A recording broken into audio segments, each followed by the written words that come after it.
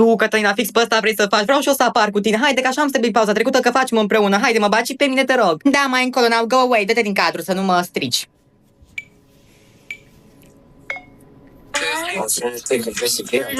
Nu uita să o ardă și pe prietena ta. Prietena ta să vină cu ca e o lume minunată, e aia plină de femei. Tu, dai să facem dansul la care ne-am rupt coloana, că le era mișto, dar ai uitat complet, mă, fată. My God, da, ce proastă, mi-am adus aminte. Hai tu, Zacus, concoace, deci fii atent, faci așa, cu mișcările alea, cum ai învățat pe mine și cum te-am învățat și eu pe tine. Bun, hai să-i dau play, haide.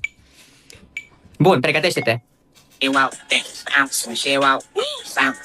Bine! Mă, mimozelor, dacă mă bucură un lucru pe lumea asta este faptul că n-am avut telefoane mobile pe vremea noastră. Deci asta este un flex pentru noi, Doamne, iartă-mă. No, bun, hai să ne apucăm atunci de treabă. Cătălina, te rog frumos, oprește telefonul. Stați așa, doamna, că s-a despărțit Andrei de mine, acum am pauză și vreau să mă răzbun pe el, normal. Slay.